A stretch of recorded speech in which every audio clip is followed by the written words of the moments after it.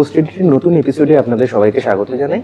আমার সঙ্গে আছেন তিনি এখন সব ব্যস্ততম নায়িকা বললে ভুল বলা হয় না একদমই, কারণ তার পর ছবি, একটা ছবি 4 তারিখে রিলিজ, একটি ছবি আগামীকাল ফ্লোরে যাচ্ছে, যে ছবিটা নিয়ে আমরা কথা বলবো, আর 25শে জুলাই পরবর্তী আবার একটি ছবি, সেটাও রিলিজ হবে।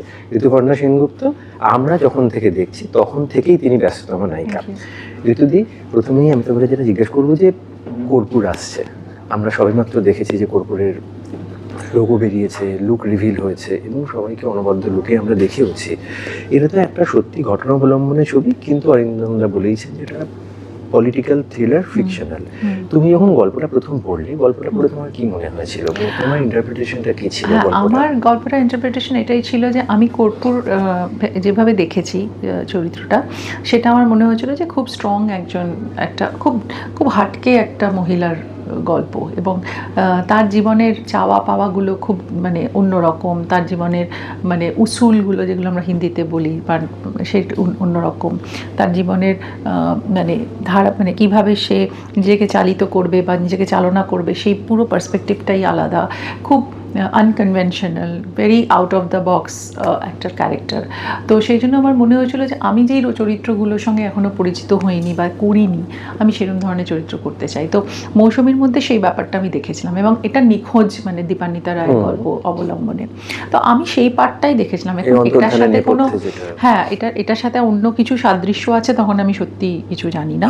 তবে এটা যদি সাদৃশ্য থেকেও থাকে তাহলে সেটা একেবারেই মানে কোইন্সিডেন্টাল বা ইনসিডেন্টাল। মানে আমি গল্পটা নিয়েছি বিকজ ওই চরিত্রটা যেটা পড়ে আমার প্রচন্ড প্রথমত ওদের অরিন্দম এসেছিল, অরিন্দম বলেছিল একটা ভালো ছবি যদি করা যায় একসাথে, এবং আমি আরও খুব একটা কাজ করিনি, বাট আমার অনেক দিনের বন্ধু পরিচিত অনেক অ্যাক্টর হিসেবে, অনেক কো অ্যাক্টর হিসেবে কাজ করেছে, কিন্তু ডিরেক্টর হিসেবে তো আমার একটাই ছবি ডিরেক্ট করেছে মায়া কুমারী। কিন্তু তার পরবর্তীকালে যেটা হয় সেটা হচ্ছে যে তখন অনেকদিন ধরেই আমরা মানে বলছিলাম যে যদি আমরা দুটো ছবি মানে যদি আমরা দুজনে একটা ছবি করতে পারি, তবে অরিন্দম তখন বলছে একটা দারুণ মানে খুব স্ট্রং কোনো সাবজেক্ট হলেই তাহলে আমরা করব। তার সত্যি তো মানে যারা একটু সেনসিটিভ ডিরেক্টর তারা তোমাকে এখন স্ট্রং ক্যারেক্টারই ভাববেন, কারণ এতদিন পরে তো যেটা আমিও করিনি, যেটা ওনারাও এক্সপ্লোর করেননি আমাকে নিয়ে সেরকম কিছু। তো সেই রকম ভাবেই আমি এই ছবিটা করেছিলাম, এবং অন্য দুটো সাবজেক্ট নিয়ে কথা হয়েছিল, কিন্তু আমি বলেছিলাম যে এইটা আমার ভালো লাগছে। আর এইখানে দেখো, এই যে কর্পূর কথাটা শুনলেই, যেটা কালকেও আমরা শুনছিলাম এবং সবসময় আমাদের মনে হয় যে কর্পূরে তো দুটো ব্যাপার থাকে, একটা হচ্ছে কর্পূর উড়ে যায়, আর একটা হচ্ছে কর্পূরের একটা গন্ধ রেখে যায়। এই ছবির ক্ষেত্রেও আমরা মনে হয় আমরা দুটো জিনিসই পাবো। ছবির ক্ষেত্রেও এখানে যেটা মানে খুব সিগনিফিকেন্ট, এটা ব্রাত্যদা আমাদের সাজেস্ট করেছিলেন যে অন্তর্ধান হয়ে যায় মৌসুমীর, সেরকম উবে যায় সে, কিন্তু মৌসুমীকে ঘিরেই সব ঘটনাগুলো ঘটছে, এবং তার রেশটা মানে তার গন্ধটা যেটা তুমি বললে সেটা রয়ে গেছিল। আর এই যে 1997 সালের একটা টাইম ফ্রেম দেখানো হচ্ছে, আবার 2019-এর একটা টাইম ফ্রেম এখানে দেখানো হচ্ছে, দুটো টাইম। এবার তোমার চরিত্রটা মানে আমরা যদি নর্মালি ঘটনার আঙ্গিকে যাই তাহলে একটা ফ্রেমে থাকা উচিত, কিন্তু যেহেতু উপন্যাসটা আবার নতুন করে লেখা হয়েছে, সেই জায়গায় তুমি তো দুটো জায়গাতেই থাকছো কোনোভাবে। তো এই যে 97 থেকে 2019, এই যে ঋতুপর্ণা সেনগুপ্তের জীবনে 97 সালে যা যা ছিল, তার মধ্যে থেকে কোন ব্যাপারগুলো সত্যিই উবে গেল 2019-এ এসে সে আর পায় না লাইফে? 97 থেকে 2019-এর জার্নিটা ইজ আ লং জার্নি, আর আমি অনেক কিছুই তখন পেয়েছিলাম, তখন পাইনি, হয়তো পরে পেয়েছি, আর অনেক কিছু মানে পেয়েছিলাম, সেগুলো চলেও গেছে। তো যেরকম আমি বাবাকে হারিয়ে ফেলেছি 2010-এ, তো সেটা আমার কাছে খুব মানে কষ্টের, এবং আমার একটা জীবনে একটা ভ্যাকিউম রেখে গেছে আমার বাবা, আমার ঠাকুমা, তারা সবাই চলে গেছে এক এক করে। তো সেই জন্য আমার মনে হয় যে সেখানটাও আমি অনেকটা মানে আমার জীবনটা অপরিপূর্ণ রয়ে গেছে, বাবাকে পেলাম না আরও বেশি দিন। আর 97 থেকে 2019-এ আমি নিজেকে অনেক রকমভাবে ভেঙেছি, গড়েছি, কারণ অনেক কিছু ঝড়ঝাপটা গেছে আমার ওপর দিয়ে, এবং আমি তারপরে একেবারে নতুনভাবে ইন্ডাস্ট্রিতে আবার মানে নিজে স্বতন্ত্রভাবে একটা করার জায়গা হয়েছে, এবং বহু ডিরেক্টর প্রডিউসার আমার সাথে কাজ করেছে, আবার বহু ডিরেক্টর প্রডিউসার আমার সাথে কাজ করেননি। তো সেরকম অনেকগুলো জায়গা তৈরি হয়েছে। তো আমি সব কিছুকেই খুব স্পোর্টিংলি নিয়েছি জীবনে, এবং আমি মনে করি যে এই স্পোর্টিংলি জীবনটা নিয়েছি বলেই আজকে এখানে দাঁড়িয়ে আছি। আর সেই এক্ষুনি যেটা তুমি বললে যে অনেক ডিরেক্টর প্রডিউসার কাজ করেছেন, অনেকে করেননি, তো যে কজন মানে স্ট্যান্ডার্ড প্রডিউসারই যদি আমি বলি, যারা একাধিক কাজ করেছেন, যারা বাজারে বহুদিন আছেন, সেই রকম প্রডিউসারের মধ্যে সম্ভবত এই হাসান দারাই একমাত্র প্রডিউসার যাদের সঙ্গে এতদিন ওরা আছেন কিন্তু তোমার সঙ্গে কাজ হয় না, অনেকেই কাজ করেনি আমার সাথে।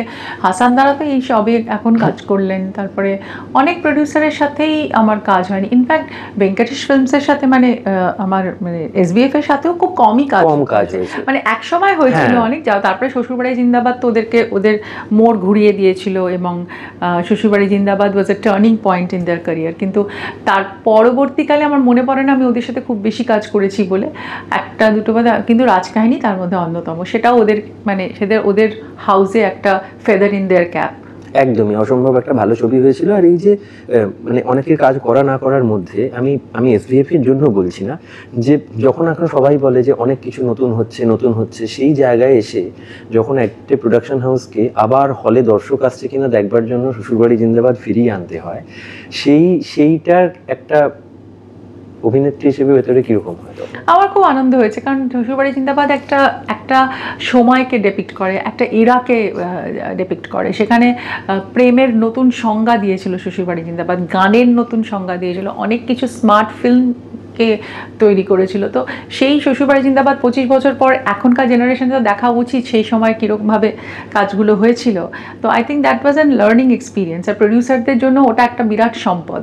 আজকে অবধি মানে তাদের কাছে নিশ্চয়ই অনেক দারুণ দারুণ ছবি আছে, কিন্তু শ্বশুরবাড়ি জিন্দাবাদটা তাদের কাছে একটা হয় না সেই যে হল অফ ফেমের মতো মানে ছবি, মানে সেটার কোনো বিকল্প নেই। ওটার সত্যি কোনো বিকল্প নেই, তাই জন্য বারবার ওটার রেফারেন্সই চলে আসে। এবং অত হিট গান বোধহয় কোনো মানে ওরকম মানে ওই হিট গানের মতো বোধহয় কোনো ছবিরই অত হিট গান নেই তাদের প্রোডাকশন, এবং এখনো ইউটিউব চ্যানেলে কন্টিনিউয়াস তার ভিউ হতে থাকে, সেটা হিট হতে থাকে। এটা একটা। আর তারপরে আমাদের তো যত বিয়ে বাড়ি হয় বা ভালো কোনো অনুষ্ঠান হয় সেখানে তো শ্বশুরবাড়ি জিন্দাবাদ ওটা তো চলতেই থাকে।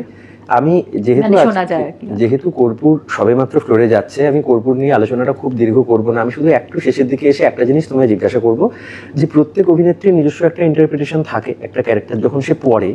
এবার এক্ষেত্রে তুমি উপন্যাসটা পড়েছো, তারপরে তুমি স্ক্রিপ্টটা পড়েছো, এবং এই অরিন্দম দা তো খুব গোছানো একজন পরিচালক, তিনি সবকিছু গুছিয়ে দেন।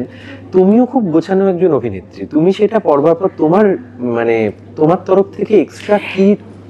ইনফ্যাক্ট আমি যখন কথা বলেছিলাম অরিন্দমের সাথে, প্রথমে আমার স্ক্রিপ্টের মধ্যে কিছু প্রবলেম না, আমার মনে হচ্ছে কিছু সাজেশন দিয়েছিলাম আমি ওকে, যে আরেকটু ফ্লেশ আউট করতে হবে, কিভাবে আরেকটু মৌসুমি বা অন্যান্য চরিত্রকে আরেকটু কিভাবে আনতে হবে। সেগুলো অরিন্দমের মনে হয়েছিল it's a very good suggestion, তো ও রেখেও ছিল। এবং তারপরের ড্রাফটটা যখন আমরা শুনলাম তখন সবাই ভীষণ পছন্দ করেছিল। তো সেই জন্য আমি খুব মন দিয়ে প্রথমটাও শুনেছিলাম, মানে মাঝখানটাও শুনেছিলাম, পরবর্তীকালে লাস্ট ড্রাফটটা যেটা হয়েছে সেটাও খুব মন দিয়ে শুনেছি। তো লেটস সি, আমি নিশ্চয়ই এবার মন দিয়ে পারফরমেন্সটা করব। আর এখানে আমি জানি যে 18 দিনের শুটিং, 18 দিন পুরোটাই কলকাতার 57খানা লোকেশন।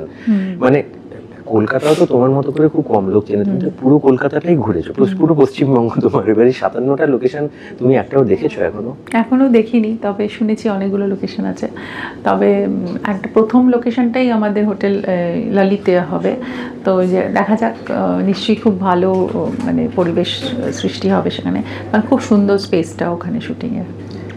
একদমই। তাহলে আপনারা অপেক্ষা করতে থাকুন, কারণ অবশ্যই খুব তাড়াতাড়ির মধ্যেই নিশ্চয়ই কর্পূর হলে আসবে। তার আগে এটা বলে দাও, তার আগেই আসছে আমার 4 জুলাই ম্যাডাম সেনগুপ্ত। আপনারা দেখতে ভুলবেন না, যেতে ভুলবেন না, সবাইকে নিয়ে যাবেন। রহস্য, রোমাঞ্চ, ভালোবাসা, প্রেম, বিচ্ছেদ, মানে ইনভেস্টিগেশন, ডিটেকটিভ গিরি, আবল তাবল, অনেক কিছু সমন্বয়। ম্যাডাম সেনগুপ্ত 4 জুলাই আসছে আপনাদের নিকটবর্তী প্রেক্ষাগৃহে। থ্যাংক ইউ ঋতুদি। নমস্কার।